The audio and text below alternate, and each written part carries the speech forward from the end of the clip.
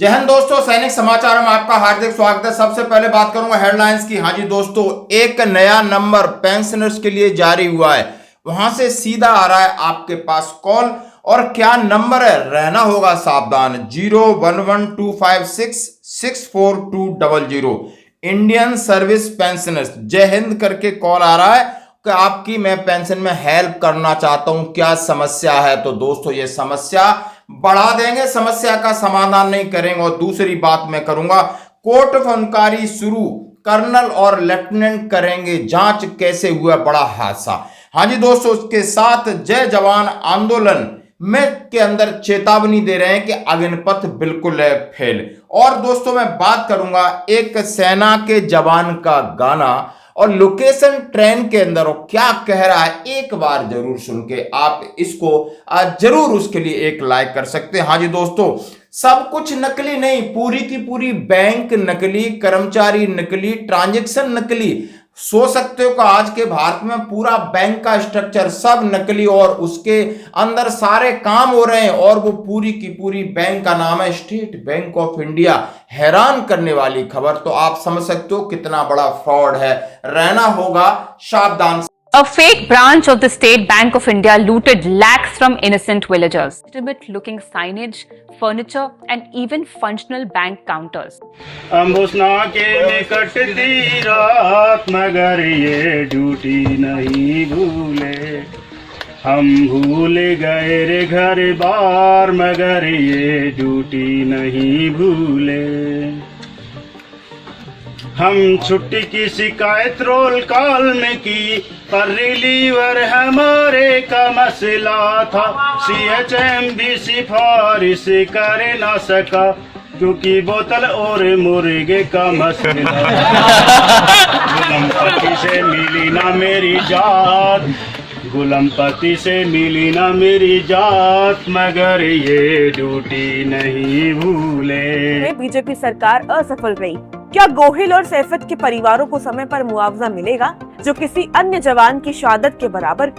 देश के युवाओं और सेनाओं के भविष्य को सुरक्षित करने के लिए हमारे जय जवान आंदोलन से आज ही जुड़े। सबसे पहले मैं बात करूंगा उस नंबर की, जो नंबर बार बार लोगों को परेशान कर रहा है और Indian service pensioners helpline AHQ दे रहा है स्पम्स रिपोर्ट। और नंबर है वो बड़ा खतरनाक, यानी 911125664200। कई पेंशनर्स के पास आया, उन्होंने कहा क्या साहब ऐसा कोई नंबर सेवा में है जो खुद से कॉल करके हमारी समस्या पूछे।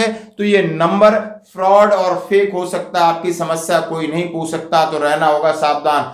बहुत सारी OROP3 की विसंगतियों को लेकर, बहुत सारे पे पेंशन की बढ़ोतरियों को लेकर लोग झांसे में आ जाएंगे, तो आप समझ लो फंस जाओगे। दोस्तों प्लीज रहना सावधान, बचना ऐसे ठगों से दोस्तों। और बात करता हूं दूसरी बड़ी बात, कोर्ट फनकारी बनी। हाँ, नासिक में 2 अग्निवीरों की मौत की जांच के लिए कर्नल रैंक के अधिकारी गठित।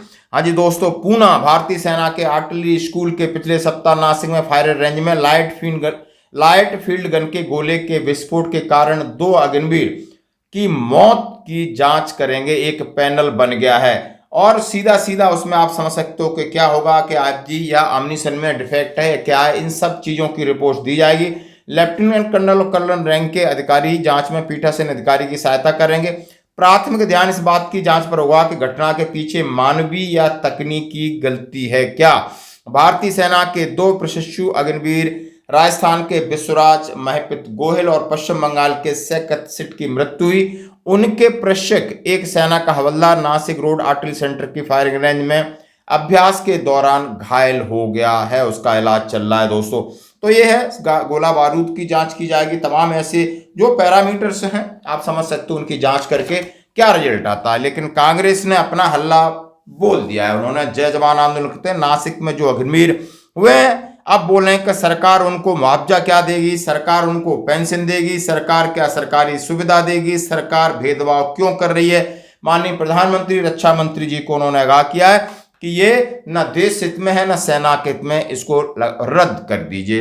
यदि कोई नॉर्मल सोल्जर होता तो क्या होता, लेकिन ये एक राजनीतिक पहलू है जो आप सुन सकते हो। 2 अग्निवीर गोहिल विश्वराज सिंह और सैफत शीख का निधन एक दर्दनाक घटना है। उनके परिवारों के प्रति गहरी संवेदनाएं। ये घटना एक बार फिर अग्निवीर योजना पर गंभीर सवाल उठाती है। जिनका जवाब देने में बीजेपी सरकार असफल रही। क्या गोहिल और सैफत के परिवारों को समय पर मुआवजा मिलेगा जो किसी अन्य जवान की शहादत के बराबर? अग्निवीरों के परिवारों को पेंशन और अन्य सरकारी सुविधाओं का लाभ क्यों नहीं मिलेगा?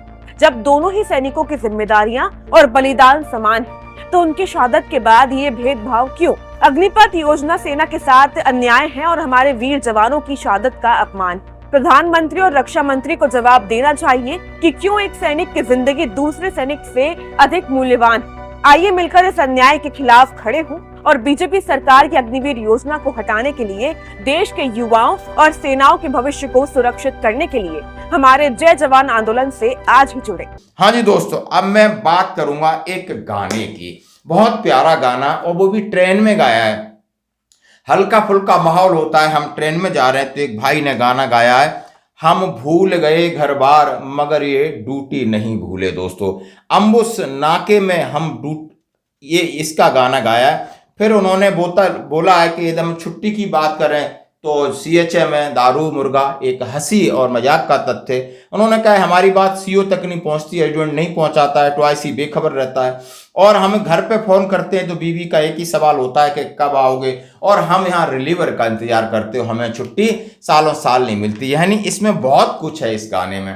गए रे घर बार मगर ये ड्यूटी नहीं भूले, CO साहब से शिकायत क्या करते, अर्जुडेंट ने हमें समझा ही नहीं, वो मेरी मुसीबत क्या जाने, औरों की भी समझा ही नहीं। ट्वाइसी साहब से हुई ना मुलाकात, ट्वाइसी साहब से हुई ना मुलाकात मगर ये ड्यूटी नहीं भूले, हम भूल गए रे घर बार मगर ये ड्यूटी नहीं भूले। 12 महीनों से छुट्टी मिलती नहीं, क्यों फौज में ऐसा होता है, हम जागे अंधेरी रातों में जब सारा जहां ये सोता है, चाहे आंधी आए या बरसात, चाहे आंधी आए या बरसात मगर ये ड्यूटी नहीं भूले, हम भूल गए रे घर बार मगर ये ड्यूटी नहीं भूले। तारे गिन गिन के रात बिताते हैं और दिल में चिंता रहती है, सोहनलाल छुट्टी कब आओगे, हर फोन पे भी मिला कहती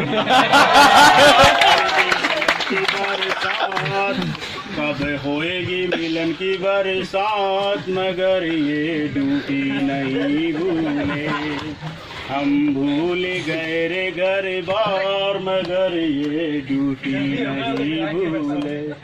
अम्बुस नाके में कटती रात, अम्बुस नाके में कटती रात मगर ये ड्यूटी नहीं भूले।